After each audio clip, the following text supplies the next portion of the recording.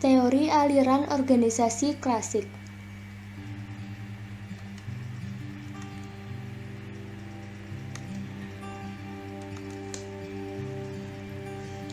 Organisasi klasik memandang bahwa organisasi sebagai sesuatu yang sudah berjalan sejak lama, tradisional, dan cukup mapan.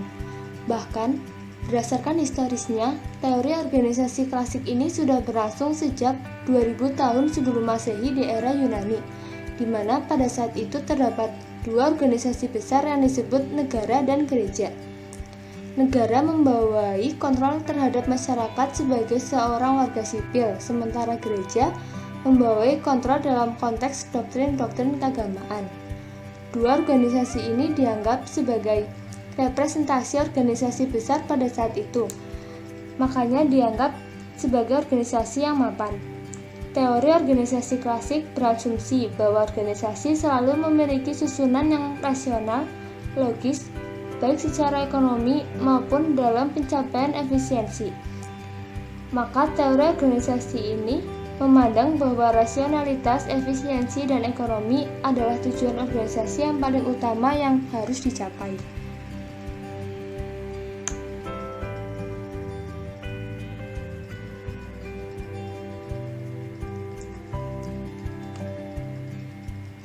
Ciri-ciri teori manajemen klasik. Yang pertama, memberikan perhatian khusus pada efisiensi organisasi. Yang kedua, mengutamakan deskripsi tugas organisasi.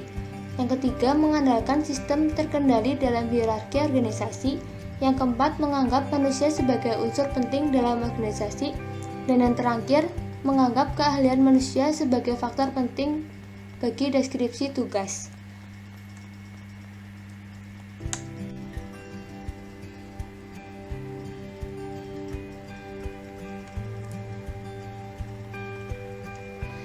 Tokoh manajemen klasik. Yang pertama ada Henry Fayol, Max Weber, Mary Parker Follett, dan Chester I. Bernard.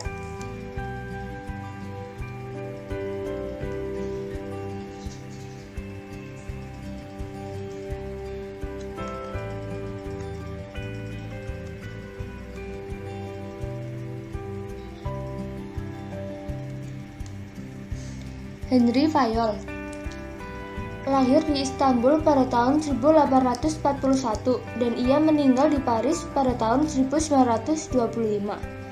Henry Fayol adalah seorang teoris manajemen atau administrasi asal Prancis.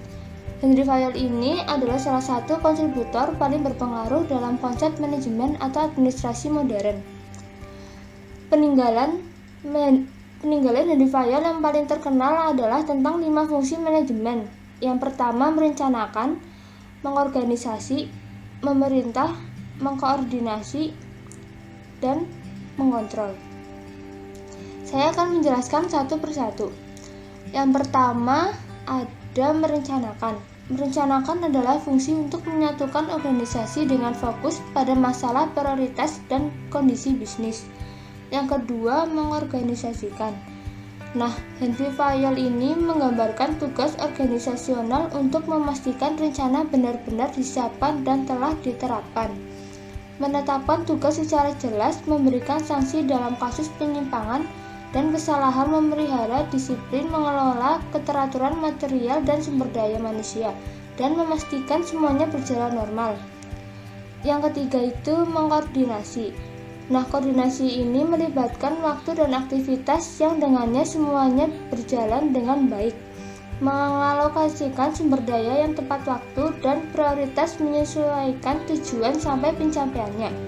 Selanjutnya yaitu mengontrol atau mengendalikan. Pengendalian ini kita lalui bersama adalah untuk melakukan cek dalam semua hal berjalan sesuai dengan rencana prinsip yang dibangun. Dan dengan instruksi yang dirancang, kelemahan, kesalahan, dan penyimpangan tidak terjadi.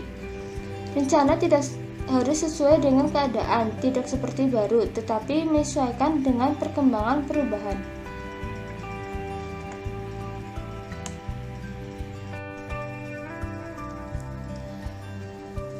Nah, dari pengalamannya, Henry Fayol menetapkan sebuah prinsip manajemen pada beberapa pengertian melalui pendekatan. Yang pertama, konsep manusia rasional, yaitu manusia hanya dapat dimodifikasi dengan kebutuhan-kebutuhan ekonomis, diganti dengan konsep manusia sosial, atau manusia itu dapat dimodifikasi dengan pemenuhan kebutuhan sosial melalui hubungan kerja. Sosial hubungan kerja, gerakan hubungan manusiawi ini pertama satu gerakan yang memiliki hubungan timbal balik dan bawaan sehingga mereka secara serasi memungkinkan kerjasama yang memuaskan dan terciptanya semangat dan efisiensi kerja yang memuaskan. Di sini terlihat adanya peran faktor-faktor sosial dan fisiologis dalam memberikan dorongan kerja kepada karyawan.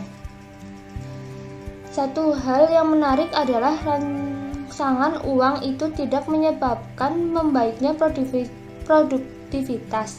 Mereka menyatakan dalam meningkatkan produktivitas adalah karena sikap yang dimiliki karyawan yang merasa ataupun atasannya memberikan perhatian yang cukup terhadap kesehatan mereka. Selain itu juga ditemukan pengaruh kehidupan lingkungan sosial dalam kelompok yang lebih besar. Pengaruhnya terhadap profitabilitas yang dikenal dengan sosial dan kebutuhan-kebutuhan sosial dalam hubungan yang pengawasan atau pengendalian manajemen konsep sosial ini dapat menggantikan konsep rasional ekonomi.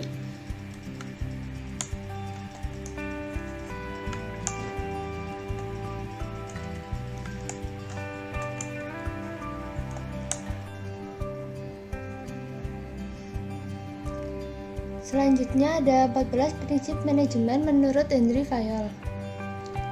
Yang pertama ada pembagian kerja, wewenang dan tanggung jawab, disiplin, kesatuan perintah, kesatuan pengarahan, kepentingan individual di bawah kepentingan umum, remunerasi, sentralisasi, hierarki, ketertiban, keadilan, stabilitas masa jabatan, inisiatif, dan yang terakhir semangat korp.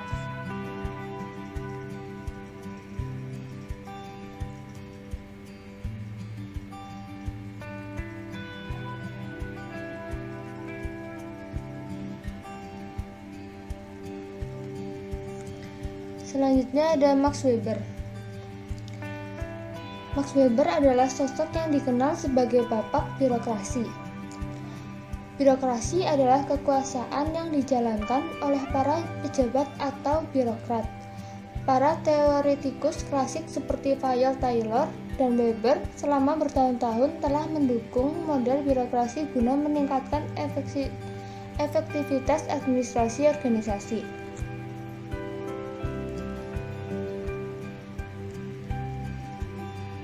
Prinsip organisasi ideal Max Weber.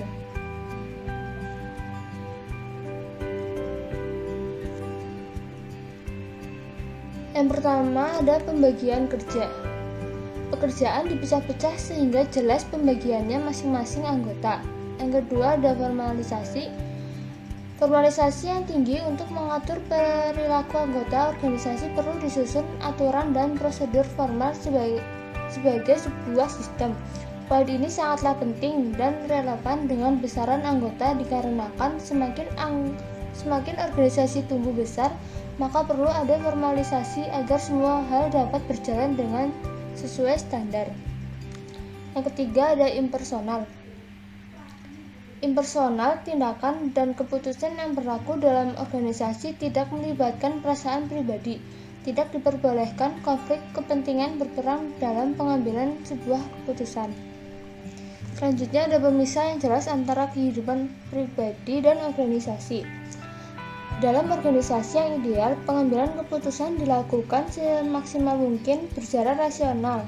Artinya, anggota organisasi harus dapat memisahkan antara kehidupan organisasi dan kehidupan pribadi.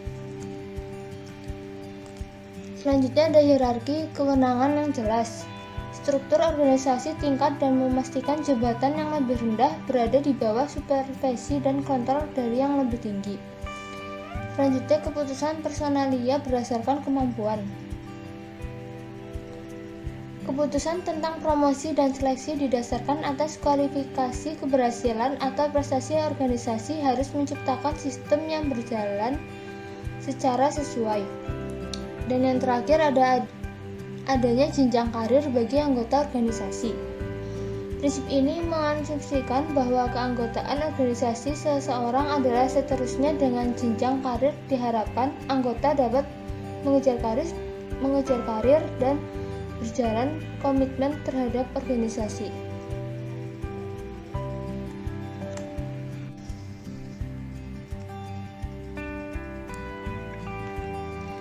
Tokoh selanjutnya ada Mary Parker Follett.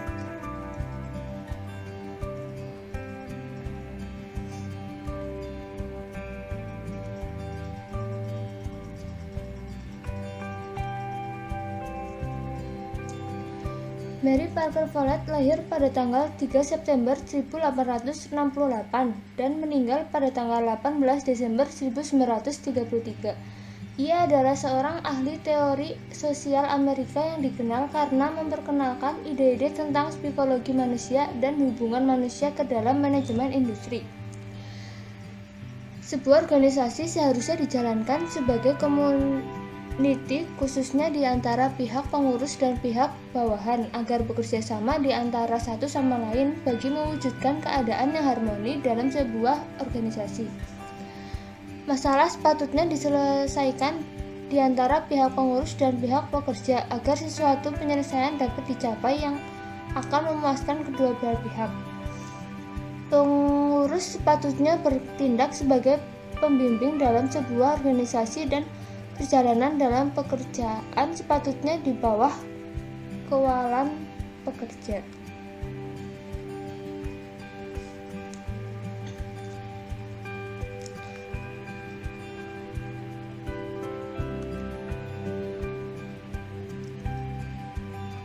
Tokoh yang terakhir ada Chester Bernard.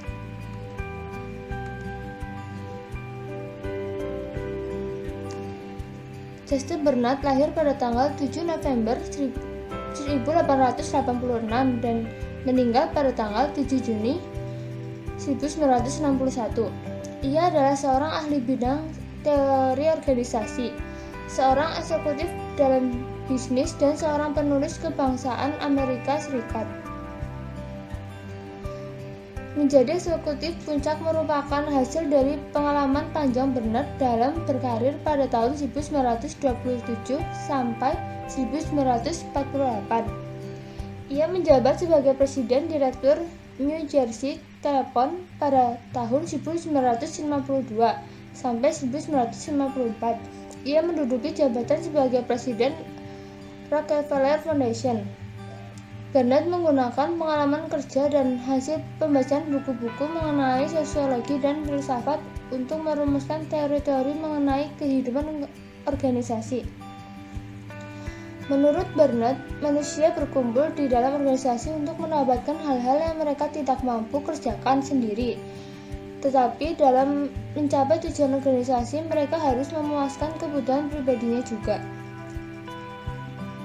Bernard juga mencetuskan bahwa tugas utama seorang manajer yaitu untuk menciptakan kerjasama yang tersistem dalam organisasi. Artinya, hubungan kerjasama antara para manajer dan tenaga kerja selalu berdasarkan sistem yang diterapkan dalam organisasi, dan kerjasama tersistem itu harus dibangun melalui komunikasi yang efektif. Dalam kiprahnya, Bernard memberikan kontribusi besar bagi ilmu manajemen. Selain memberikan pendapatnya mengenai efisiensi organisasi dan peran utama manajer, Bernard juga menciptakan dua teori bagi ilmu manajemen.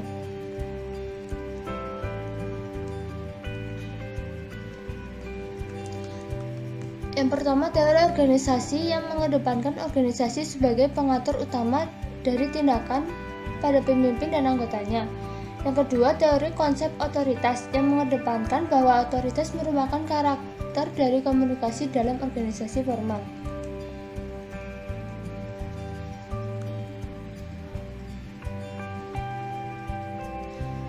Demikian yang dapat saya sampaikan tentang teori organisasi klasik. Apabila ada kesalahan mohon dimaafkan. Wassalamualaikum warahmatullahi wabarakatuh.